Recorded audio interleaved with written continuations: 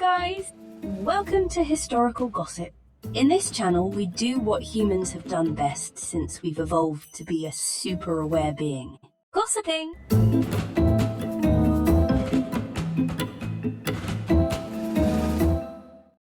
Today we speak about Leonardo da Vinci, the enigmatic, brilliant and multifaceted artist, and his elusive sexual orientation. We take the occasion to dig into the complex societal dynamics of his time that make us speculate whether this visionary artist had to hide his real sexual preferences. Such contemplation leads us to ponder whether Leonardo, if he was alive today, would be a proponent of LGBTQ rights. Let's talk about the historical allegations and accounts that support these long-lasting rumours. Leonardo da Vinci was a Renaissance polymath born in 1452 in Vinci, Italy. His life was marked by creativity and innovation across various fields. He excelled as a painter and drew renowned masterpieces famous over centuries. Leonardo's insatiable curiosity extended to anatomy, engineering, and natural sciences, where he produced detailed anatomical sketches and inventive designs for machines and weapons. Also, his relentless pursuit of knowledge led him to study and document phenomena ranging from fossils to flight. Leonardo da Vinci's life epitomized the spirit of the Renaissance, embodying the ideal of the universal man who excelled in multiple disciplines. His legacy endures as an inspiration to artists, scientists, and thinkers, and he remains one of history's most celebrated figures. Throughout his life, he maintained meticulous notebooks filled with observations, inventions, and artistic ideas.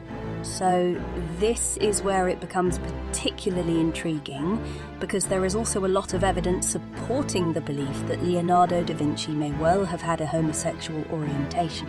One of the interpretation posits that Leonardo might have been expressing an attraction to men through his art come directly from examining one of his most famous compositions, the Vitruvian Man.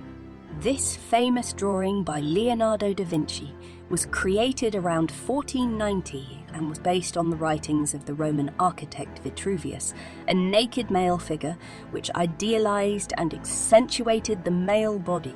Leonardo's meticulous attention to detail and mathematical precision in this drawing and sexual parts have led to discussions about the nature of his interest, knowledge and personal experiences with the male body. The concept of the Vitruvian Man is that the human body could be used as a model for architectural design in his perfection.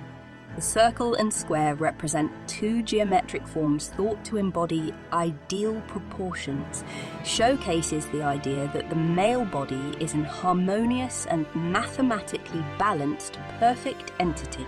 It is undeniable, whether driven by scientific curiosity or personal intrigue, that Leonardo possessed a profound fascination and attraction with the male physique.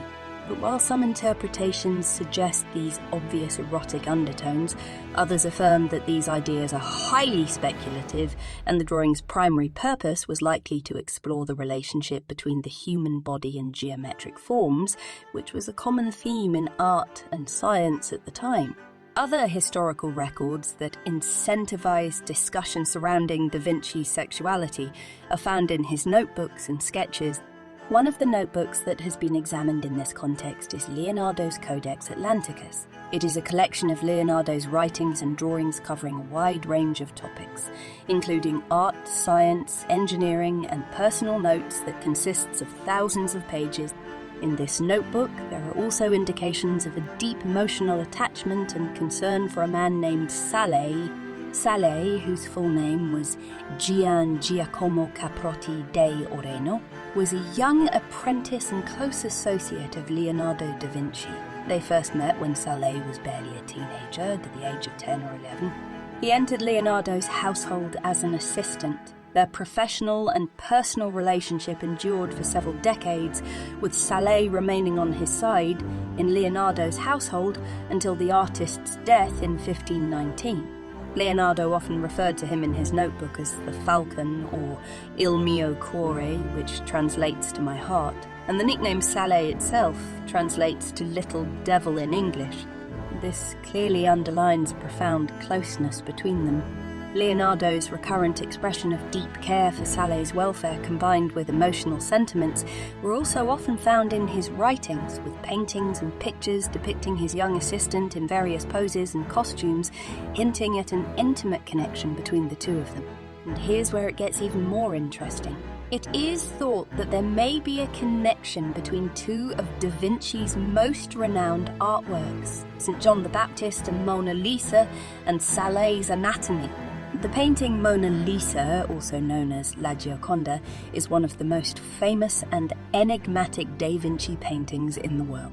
Traditionally, it is believed to depict Lisa Cherardini, the wife of Florentine merchant Francesco del Giocondo, as historical records from the Renaissance suggested. However, theories suggest alternative interpretations. Some theorize that the model could have been a man and point to the subject's androgynous features, such as the absence of visible eyelashes and facial hair, as well as the faint suggestion of a beard. These speculations are supported by the incredible similitude between Sale's and the painting's facial features. With the painting of the Mona Lisa, a clear similarity can be seen, and what is even more bizarre is that the name Mona Lisa is an anagram for Mon Sale, which translates to my little devil, a nickname Da Vinci gave to him and one that is also referenced in his notebooks. Another doubtful work that is often noted for its androgynous ambiguity is Leonardo's Ginevra da Benci, a portrait known to be of a young woman from a prominent Florentine family. Historians have noted that the subject's features in this painting are ambivalent, particularly in the portrayal of the eyes and the rendering of certain facial features. Speculations suggest that Leonardo may have used a male model as a reference for the painting's composition, and therefore intentionally blurred gender boundaries in his depiction. But if this is true, and Leonardo did have romantic relations with Sale, why would such a talented and knowledgeable artist like Leonardo have wanted to keep his homosexuality or sexual preferences hidden from public eye? Let's explore now the religious and societal beliefs of Renaissance Florence at that time. The secular teachings. The Catholic Church's stance on homosexuality during the Renaissance was heavily influenced by its interpretation of Christian doctrine and scripture. The Church considered homosexual acts a grave sin, as they were seen as contrary to the natural order and moral law. Theologians and religious authorities often cited passages from the Bible, such as the story of Sodom and Gomorrah from Genesis 19, to condemn homosexual behaviour. These interpretations formed the basis of the Church's teachings on the matter, authorising public humiliation and persecution. The legal penalty, homosexual acts, were criminalised in almost every part of Renaissance Europe, and the severity of legal penalties varied by region and time period. In fact, penalties could vary from fines, imprisonment, public beatings, banishment from cities, or even in some cases, execution. These punishments were often brutal and intended to serve as both legal consequence and public deterrent. Individuals accused of homosexuality also often faced the risk of losing their livelihoods, social status, and reputation, creating a climate of fear and secrecy. As you can understand, due to complexity of prejudices associated with homosexuality, individuals who engaged in same-sex relationships during the Renaissance was often forced to do so clandestinely. Publicly acknowledging one's homosexuality was extremely risky, so individuals took great care to conceal their sexual orientation. To conclude, even if Leonardo was gay or not, it's clear that he was a man ahead of his time, and his remarkable mind faced challenges in a society filled with old-fashioned ideas and biases, which reminds us how prejudice is just a mark of small-mindedness and old-fashioned views, and if it didn't stop a man in the 1400s from expressing himself through his art and creativity, it shouldn't stop anyone today, considering how far we have come. And you guys, have you ever felt like you've had to keep something about yourself a secret due to the closed-mindedness of people around you?